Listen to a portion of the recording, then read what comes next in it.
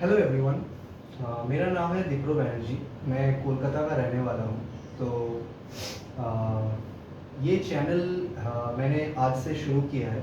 तो the name of the channel is believing football. तो इस चैनल में हम लोग different types of football formations, tactical explanations, advantages and disadvantages of certain tactical formations as well as की as a player जो adaptability का जो कंसेप्ट होता है कि कैसे हम लोग एक पर्टिकुलर गेम प्लान में खुद को अडेप्ट कर पा रहे हैं, तो ये सब चीज़ों के बारे में हम लोग बात करेंगे। So welcome to my channel. तो चलिए शुरू करते हैं आज का वीडियो से। अगर आप लोगों को मेरा वीडियो पसंद आता है तो प्लीज़ थोड़ा सा लाइक, सब्सक्राइब और शेयर कर दीजिएगा। और बेल आइकन पे अगर आप लोग हिट करते हैं तो मेरे जितने भी अपकमिंग वीडियोस है उन सारे वीडियोस के बारे में आप लोगों को पता चलता रहेगा in the form of alerts. तो please like, support and share, ताकि मैं अपना थोड़ा सा ये जर्नी को आगे बढ़ा पाऊँ। तो चलिए शुरू करते हैं। तो आज के वीडियो में हम लोग एक पर्टिकुलर फॉर्मेशन को लेके बात करेंगे, जो formation modern football as well as पुराने ज़माने का जो फुटबॉल होता था उसमें बहुत पॉपुलर था। और ये फॉर्मेशन को लेके हम लोगों के कुछ बहुत लेजेंडरी कोचेस ने बहुत सारे टाइटल्स भी जीते हैं। और ये फॉर्मेशन से बहुत सारे इमर्जिंग प्लेयर्स भी उभर के आए हैं इन द रिसेंट पास्ट। तो चलिए हम लोग शुरू करते हैं एक ऐसे फॉर्मेशन को लेके जिसको from the year of 2000 till the year of 2010 बहुत फेमस कोचेस ने यूज़ किया है। और इस फॉर्मेशन का कुछ खासियत है, जो खासियत मैं आपको वीडियो के एंड में बताऊंगा कि क्या खासियत है एक्चुअली इस पर्टिकुलर फॉर्मेशन का। तो चलिए शुरू करते हैं। तो आज का हम लोगों का जो डिस्कशन का टॉपिक है वो है द 4-4-2 फॉर्मेशन। अभी आप लोगों को ऑलरेडी पता होगा कि ये जो 4-4-2 का जो फॉर्मेशन है, ये फॉर्मेशन सर एलेक्स फर्गुसन, जो एक बहुत लेजेंडरी कोच है, स्कॉटलैंड से आते हैं। तो उन्होंने ये पर्टिकुलर फॉर्मेशन को यूज़ करके बहुत सारे प्रीमियर लीग टाइटल्स जीते। और उसी फॉर्मेशन के तहत उन लोगों ने बहुत सारे प्लेयर्स को यूटिलाइज भी किया अपने टैक्टिकल ब्रिलियंस में, जो कि इस पर्टिकुलर फॉर्मेशन का एक बहुत इंटीग्रल पार्ट है। और ये पर्टिकुलर जो फॉर्मेशन है ये अपने खुद में ही एक बहुत strong, balanced as well as defensive along with an attacking formation है। ठीक है, तो अभी हम लोग समझेंगे आज के वीडियो में कि ये जो फॉर्मेशन है इसके कंपोनेंट्स क्या क्या है। ठीक है, इस पर्टिकुलर फॉर्मेशन में कितने तरीके के जोन्स क्रिएट होते हैं। ओके, और ये पर्टिकुलर फॉर्मेशन के एडवांटेजेस और डिसएडवांटेजेस क्या है। ठीक है, तो आइए चलिए शुरू करते हैं। तो पहले बात करते हैं 4-4-2 फॉर्मेशन के एकदम स्टार्टिंग लाइंस। ओके, तो अगर जैसे आप लोगों को पता होगा कि 4-4-2 इसमें से 4 डिफेंडर्स होते हैं, 4 मिडफील्ड प्लेयर्स होते हैं और 2 अटैकिंग प्लेयर्स होते हैं, मतलब 2 अटैकिंग प्लेयर्स होते हैं। तो पहले हम लोग उनको मार्क कर देंगे। कैसे? पहले ये जो 2 प्लेयर्स है ये मेरे हो गए सेंटर बैक्स, ये मेरे हो गए right and left backs. Okay, ये मेरे हो गए left winger, right winger, left centre midfielder, right centre midfielder, और फाइनली मेरे 2 सेंटर फॉरवर्ड्स।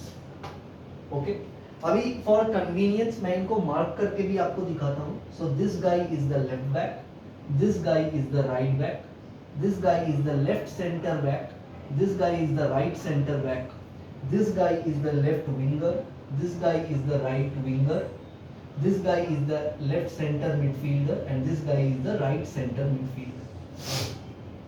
हो गया। और फाइनली अपने पास 2 अटैकिंग प्लेयर्स हैं जिनको हम लोग बोलेंगे कि LCF which is the left centre forward और RCF which is the right centre forward. तो अभी जैसे आप लोगों को ये जितने भी मतलब प्लेयर्स दिख रहे होंगे, और फाइनली मेरे पास यहाँ पे गोलकीपर होता है जिसको मैं और भी मार्क कर देता हूँ GK। ओके, सो ये मेरे 11 प्लेयर्स हो गए। अभी इनके पोजीशंस के बारे में आप लोगों को ऑलरेडी बोर्ड पे दिख रहा होगा कि हर एक पोजीशन का हर एक प्लेयर होता है। अभी हम लोग बात करेंगे कि इन प्लेयर्स के मूवमेंट्स कैसे होते हैं फर्स्ट थिंग, क्योंकि एक फॉर्मेशन को जानने से पहले और उस फॉर्मेशन में खुद को अडेप्ट करने के लिए पहले हम लोगों को पता रहना चाहिए कि हर एक फॉर्मेशन में एज अ प्लेयर अगर मैं उस पर्टिकुलर फॉर्मेशन में अडेप्ट करना चाहता हूँ या मेरे को अपने आप को उस फॉर्मेशन में ढाल लेना पड़ेगा, तो मैं कैसे उस फॉर्मेशन के हिसाब से खेलूं। ओके, तो बात करते हैं starting from the two centre backs. ठीक है, तो ये जो सेंटर बैक्स होते हैं, ठीक है, ये सेंटर बैक्स के जो मूवमेंट का जो जोन होता है वो होता है बेसिकली ये वाला जोन। ठीक है, so this is the zone between which the centre backs primarily move. इसका मतलब यही है कि ये जो जोन है, इस जोन में बेसिकली ये सेंटर बैक्स ऑपरेट करते हैं। तो अगर ये सेंटर बैक्स इस जोन में ऊपर जा सकते हैं, इस साइड में जा सकते हैं, नीचे तो ऑब्वियसली जा ही सकते हैं, लेफ्ट भी जा सकते हैं, एंड सिमिलरली ये इस सेंटर बैक के लिए भी वही लिबर्टी है। ठीक है, सो ये मेरा हो गया दो सेंटर बैक्स का एक्चुअल जोन। ठीक है, अभी मैं आपको क्यों ये जोन वाला वर्ड बोल रहा हूं, क्योंकि क्या होता है हर एक फॉर्मेशन में एक जोनल फुटबॉल खेला जाता है। ठीक है, कि अगर आप एक पर्टिकुलर पोजीशन पे खेल रहे हो तो उस पोजीशन के हिसाब से आपको अपना एक जोन एज्यूम कर लेना पड़ेगा, और वो एजम्पशन आपके बाकी प्लेयर्स को भी करना पड़ेगा, क्योंकि अगर आप ये एजम्पशन नहीं करते हो, ठीक है, तो आप कभी समझ ही नहीं पाओगे कि आपको बॉल के लिए कब प्रेस करना है, कब आपको फॉल बैक करना है, और किस पर्टिकुलर एरिया में या किस पर्टिकुलर रीजन में पूरा फुटबॉल फील्ड में आप बॉल को सप्लाई कर सकते हो। This is because you cannot primarily supply a ball to this region of a field from this particular region। ठीक है, ये टेक्निकली इम्पॉसिबल है। अगर आपके पास हल्क बोल के जो प्लेयर है उसके जैसा लेग स्ट्रेंथ होगा, तब आप बॉल को स्विच करके यहां से लेके यहां तक जाके भेज सकते हो। ओके, बट टेक्निकली वो चीज बहुत इम्पॉसिबल टाइप का एक ऑप्शन है, क्योंकि अगर आप ऐसे स्विच करना चाहोगे, कोई ना कोई एक प्लेयर आपका इस बॉल को इंटरसेप्ट कर लेगा। तो ये सब चीजें बहुत बाद की चीजें हैं जो हम लोग बाद में बात करेंगे। ठीक है, फिलहाल के लिए हम लोग पहले प्लेयर्स के मूवमेंट्स पे फोकस करते हैं। तो जैसे मैंने आपको बताया कि ये जो दो सेंटर बैक्स हैं, इनके मूवमेंट्स बेसिकली इस पर्टिकुलर जोन के अंदर ही रहते हैं। ठीक है, now coming to the side backs, जो हम लोगों के लेफ्ट बैक और राइट बैक्स हैं। ठीक है, इनका जो मूवमेंट है, ये बेसिकली मूवमेंट एक बहुत स्पेशल टाइप का मूवमेंट है। अब अभी मैं क्यों बोल रहा हूं कि ये एक स्पेशल मूवमेंट है, क्योंकि ये जो दो प्लेयर्स है ना, ये दो प्लेयर्स के पास एक लिबर्टी रहता है, जो लिबर्टी डिफेंसिव लाइन में ये सेंटर बैक्स के पास नहीं रहता है। वो लिबर्टी क्या है?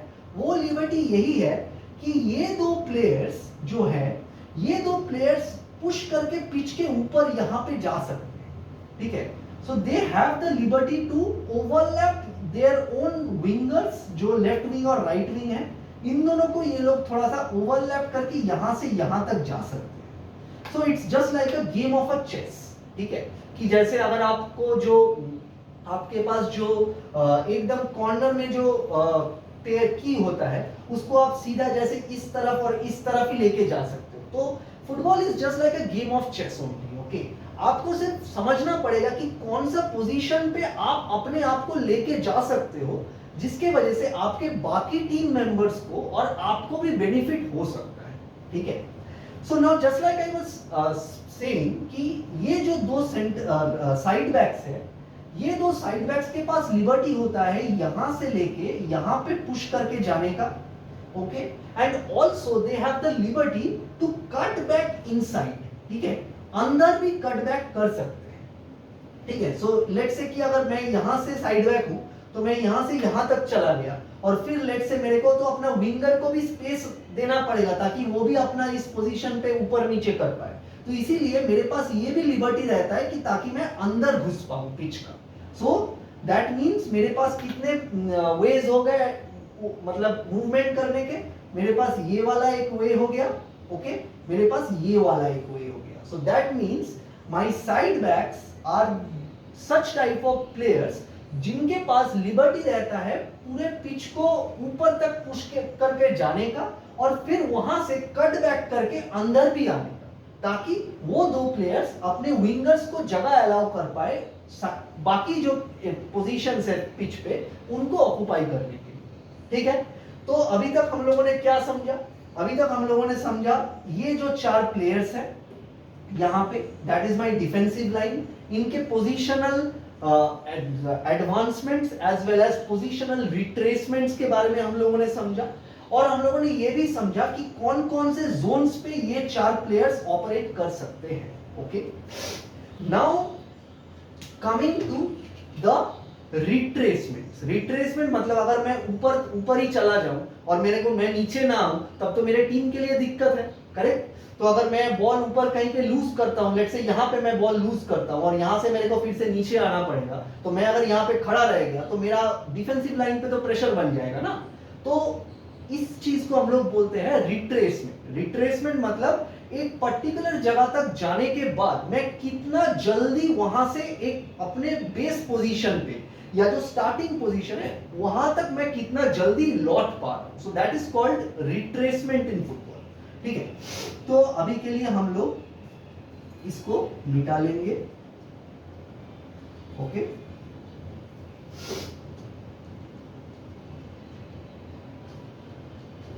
ओके, तो अभी अपने पास क्या हो गए?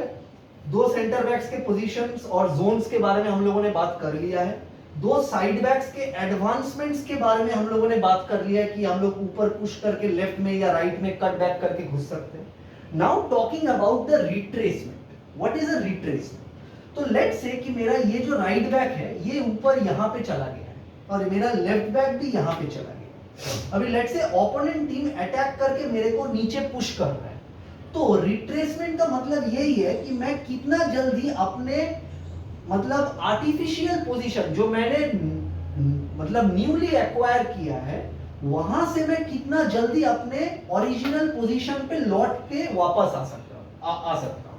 सो that is what I call an retracement. तो अगर मैं ये रिट्रेसमेंट का भाषा से एक्सप्लेन करूं तो मेरे साइड बैक्स के पास एक और पोजीशनल मतलब क्या कैसे बोल लिबर्टी आ जा रहा है. ठीक है, तो लिबर्टी क्या है? मैं ऊपर यहां पे पुश कर सकता हूं, मैं यहां पे कट बैक करके घुस सकता हूं and at the same time मैं नीचे भी यहां पे घुस सकता हूं, एट द सेम टाइम मैं यहां पे भी पुश करके घुस सकता हूं ताकि मैं अपने सेंटर बैक्स को भी एम्पल सपोर्ट दे पाऊं. Okay, so that is how a retracement works and the same thing works for the right back as well.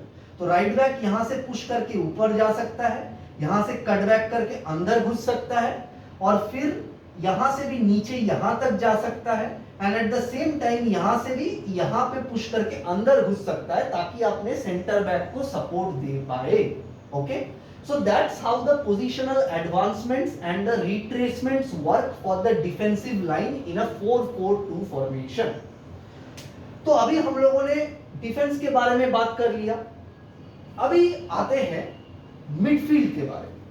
ठीक है, तो जो मिडफील्ड है मेरा 4-4-2 में जैसे कि आप लोग सभी को दिख रहा होगा कि चार मिडफील्ड के प्लेयर्स हैं, उनमें से दो विंगर्स हैं और दो मिडफील्ड के प्लेयर्स. ठीक है, अभी एक बहुत मतलब कैसे बताऊं आप लोगों को, एक बहुत मतलब कॉमन कंसेप्ट है फुटबॉल में कि मैं आइदर एक सेंटर मिडफील्ड यूज करूंगा और उसके साथ साथ एक अटैकिंग मिडफील्ड या तो एक डिफेंसिव मिडफील्ड यूज करूंगा.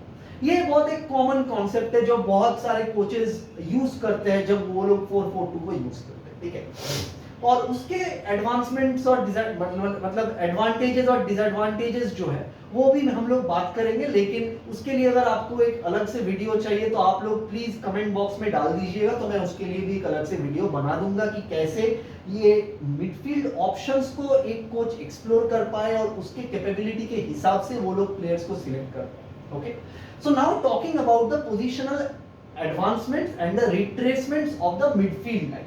ठीक है, तो starting with the left centre midfielder and the right centre midfielder, ये दोनों जो प्लेयर्स होते हैं ना, ये दोनों प्लेयर्स के आपस के बीच में एक पेयर बनता है, so that is why they are called a midfield pair, ठीक है।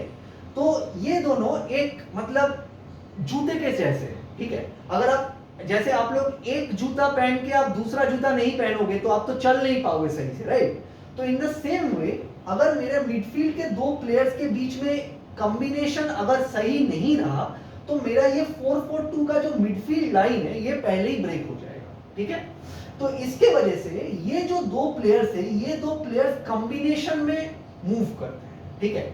और मैं ये क्यों बोल रहा हूं कि ये इनको कॉम्बिनेशन में मूव करना चाहिए, क्योंकि अगर ये लोग अलग अलग मूव करने का कोशिश करें उसमें उसका भी एक अलग मतलब एडवांटेज है, लेकिन वो चीज के बारे में हम लोग बाद में बात करेंगे। तो क्या होता है, ये दोनों प्लेयर्स के पास एक लिबर्टी होता है कि हम लोग एक साथ ऐसे पिच के ऊपर पुश कर पाए, या तो हम लोग एक साथ नीचे ऐसे आ सकते हैं, ठीक है, सच दैट मेरा जो डिफेंस लाइन है उसको भी सपोर्ट मिलता रहे, और एट द सेम टाइम अगर हम लोग ऊपर एक साथ पुश कर रहे हैं तो हम लोग के जो दो अटैकिंग प्लेयर्स है, ये दो जो प्लेयर्स है, इनको भी इनके लिए सपोर्ट मिलता रहे।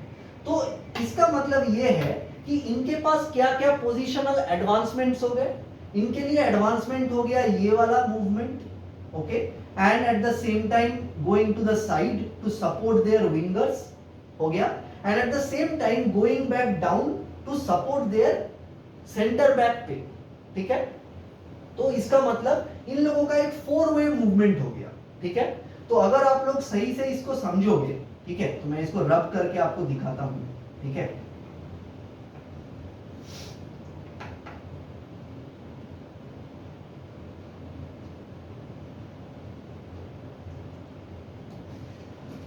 तो इनके 4 मूवमेंट्स के बारे में हम लोगों ने क्या क्या देखा। पहला है ये, दूसरा है ये, तीसरा है ये, चौथा है ये। So these are the 4 movements of both of these players. तो ये 4 हो गए मेरे मूवमेंट्स ऑफ दीज 2 प्लेयर्स, मतलब ये जो दो प्लेयर्स है LCM और RCM, ठीक है, ये दो प्लेयर्स के मूवमेंट्स हम लोगों को पता चल गए। Okay, now coming to the wingers, ठीक है। अभी इन विंगर्स का मूवमेंट कैसा हो सकता है। अभी जैसे आप लोग सभी को पता होगा कि विंगर्स तो बहुत अनप्रेडिक्टेबल होते हैं, राइट। तो वो लोग ऊपर पुश करके जा सकते हैं, कट बैक करके अंदर घुस सकते हैं, फिर से नीचे भी आ सकते हैं। So there movement is something which the opponent can not even predict, ठीक है। और प्रेडिक्ट कर भी लेते हैं तो भी अगर कोई स्किलफुल विंगर होता है, जैसे मैंने आपको बोला कि बहुत सारे स्किलफुल विंगर्स है, जैसे क्रिस्टियानो रोनाल्डो थे अपने जमाने में 2008, 2007, 2006, ये इस समय पे रोबिनो थे, ठीक है, रोनाल्डिनियो थे, जिनका मूवमेंट को ट्रैक करना बहुत मुश्किल होता था, क्योंकि वो लोग कभी भी कोई भी जगह से बॉल का डायरेक्शन चेंज करके कोई भी डायरेक्शन में घुस सकते थे। So that's what the liberty of a winger is, ठीक है। तो क्लासिक 4-4-2 में क्या होता है, इस विंगर के पास लिबर्टी रहता है कि आप ऊपर पुश करो, अंदर कट बैक करो, और एट द सेम टाइम आप डायगोनल मूवमेंट्स भी कर सकते हो। डायगोनल मूवमेंट्स क्यों? क्योंकि हर टाइम पे कन्वेंशनल मूवमेंट्स को ट्रैक करने लायक प्लेयर्स हर एक टीम में आपको मिल जाएंगे, ठीक है। लेकिन जब आप डायगोनली मूव करते हो ना, तब क्या होता है, एक डिफेंडर को आपको ट्रैक करने में बहुत दिक्कत होता है, क्योंकि with a diagonal movement you can cut back outside और you can cut back inside at the same time. तो उसके पास ऑप्शन बहुत सारा, मतलब उसको एसेस करना पड़ता है कि अगर मेरा प्लेयर मेरे पास डायगोनली अप्रोच कर रहा है तो वो मेरे को आइदर आउटसाइड कट करके शूट कर सकता है, या तो मेरे को इनसाइड कट करके फिर से वहां से क्रॉस डाल सकता है। तो that's how the liberty of a winger is in this 4-4-2 formation. तो ये सेम चीज राइट विंगर के लिए भी हो गया। अभी एक चीज मैं आप लोगों को थोड़ा सा बताना चाहता हूं कि मॉडर्न फुटबॉल में, पहले फुटबॉल का जो कंसेप्ट था, वहां पे विंगर्स को हम लोग ऐसे ट्रीट करते हैं कि जो लेफ्ट फुटेड है वो सिर्फ लेफ्ट विंग खेलेगा, या जो राइट फुटेड है वो सिर्फ राइट विंग खेलेगा, ठीक है। बट अभी का जो फुटबॉल है, जो मॉडर्न फुटबॉल जिसको हम लोग बोलते हैं, वहां पे एक कंसेप्ट है जिसको हम लोग बोलते हैं इन्वर्टेड विंग, ठीक है। इन्वर्टेड विंग मतलब जो लेफ्ट फुटेड प्लेयर है उसको प्राइमरीली राइट विंग पे खिलाया जाता है, और जो राइट फुटेड प्लेयर है उसको प्राइमरीली लेफ्ट विंग पे खिलाया जाता है, ताकि क्या हो सके, इसका एक एडवांटेज है। एडवांटेज क्या है कि अगर मैं राइट फुटेड प्लेयर हूं और अगर मैं लेफ्ट विंग में खेल रहा हूं तो मैं यहां से कट जाते जाते कट बैक करके यहां तक आके अगर मैं एक कर्लर मार पाऊं तो मैं डायरेक्टली सेकंड पोस्ट और फर्स्ट पोस्ट दोनों को मैं एक्सेस कर पा रहा हूं eight the same time. And the same goes with the right wing who is an inverted right wing. तो उसके पास भी लिबर्टी है कि मैं यहां तक पुश कर पाऊं और फिर मैं यहां तक कट बैक करके आइदर मैं सेकंड पोस्ट यहां पे या तो मैं फर्स्ट पोस्ट यहां पे एम कर पाऊं. Okay, so that is how a inverted wing works. ठीक है, तो अभी हम लोगों ने बहुत सारे चीजें समझे. ठीक है, अभी आप लोगों को शायद मतलब दिख भी रहा होगा कि मैंने बोर्ड पे बहुत सारे ड्राइंग्स बनाए, but still this is something which I wanted to explain, क्योंकि without these drawings it is very much hard to explain कि क्या होता है इन रियलिटी, कैसे एक प्लेयर मूव करता है. ठीक है, और फाइनली मैं आपको वीडियो के एंड पे एक और छोटा सा चीज बताऊंगा जिसको हम लोग बोलते हैं positional movements. Not only in terms of their own positions but also with reference to how the movement of another player is happening. मतलब एक दूसरे प्लेयर के मूवमेंट के हिसाब से मैं अपना मूवमेंट को कैसे बदल सकता हूँ. So that is something for which I will be creating a separate video if possible. Okay, और आप लोगों को अगर ऐसा कुछ वीडियो देखना है या वीडियो के बारे में मतलब आप लोगों को जानना है कि कैसे मतलब दूसरे कोई प्लेयर के पोजीशन के हिसाब से मैं अपना पोजीशन को कैसे बदल सकता हूं, तो आप लोग प्लीज कमेंट बॉक्स में डाल दीजिए, मैं उसके लिए भी एक अलग से वीडियो डाल दूंगा. And finally I am coming to these two players. तो ये मेरे हो गए अटैकिंग प्लेयर्स. इनके पास भी ये विंगर्स जैसा ही लिबर्टी रहता है. ठीक है, कि मैं आइदर ऊपर पुश कर पाऊं या नीचे आके बॉल को बहुत नीचे से एक डीप पोजीशन से लेके ऑपरेट करवा सकता हूं, या तो मैं साइड में जाके अपने विंगर्स के लिए जगह क्रिएट कर सकता हूं बाय क्रिएटिंग अ डमी. ठीक है, and at the same time I can also push forward towards the goal diagonal. ठीक है, so that means this particular guy also has different positions available. So that is this left, down, right, forward and diagonal in any direction. तो basically अगर हम लोग इसको समझे तो जो लेफ्ट विंगर्स है और जो फॉरवर्ड प्लेयर्स है, ठीक है, इन और जो मिडफील्ड का लाइन है, बेसिकली मिडफील्ड और जो फॉरवर्ड का लाइन है, इनके पास हम तीन तरीके के एडवांसमेंट्स और रिट्रेसमेंट्स हो सकते हैं. क्या क्या? Forward, up and down, left side to side as well as diagonal.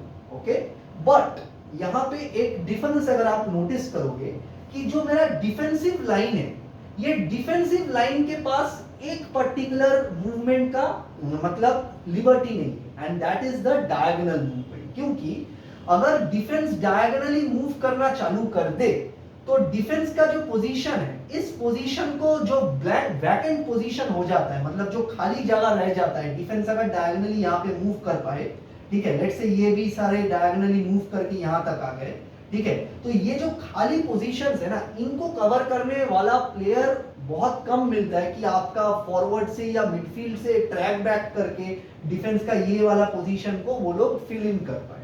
इसलिए डिफेंस के पास डायगोनल मूवमेंट का लिबर्टी बहुत कम है, but this diagonal movement liberty is there with the midfield line and the forward line. Okay, तो आशा करता हूं कि आप लोगों को ये पोजीशनल एडवांसमेंट्स और रिट्रेसमेंट्स के बारे में थोड़ा बहुत जानकारी मिल चुका है, और ये भी आशा करता हूं कि क्या क्या जोन्स है हर एक मतलब midfield line, forward line, defensive line के लिए, इसके बारे में भी आप लोगों को थोड़ा बहुत जानकारी मिल चुका है. और फाइनली मैं एक चीज बताना चाहता हूं कि ये जो फॉर्मेशन है classic 4-4-2, that is classic 4-4-2, this is this formation. ठीक है, ये फॉर्मेशन से लेके हम लोग बहुत तरीके के एक्सपेरिमेंटेशंस भी कर सकते हैं. अगर आप लोगों को उन एक्सपेरिमेंटेशंस के बारे में जानना है, आप लोग प्लीज कमेंट बॉक्स में डाल दीजिए. मैं इसके लिए भी एक डिटेल्ड वीडियो आप लोगों को बना के डाल दूंगा YouTube में आप लोगों के लिए. तो आई होप कि मेरा ये वीडियो आप लोगों को पसंद आया हो. And basically talking about this 4-4-2 formation, I hope that I was able to provide as much information as I could. Okay, and if you guys think कि आप लोगों को यहाँ पे कुछ मिसिंग लग रहा है और आप लोगों को उस चीज के बारे में जानना है related to this 4-4-2 formation, please do comment in the comment box. मैं उसके लिए भी एक डिटेल्ड वीडियो बना के जल्दी से जल्दी अपलोड कर दूंगा YouTube में. So thank you guys for your support. Thanks for watching this video, and I hope this particular content is valuable for you. Thanks and bye. Signing off.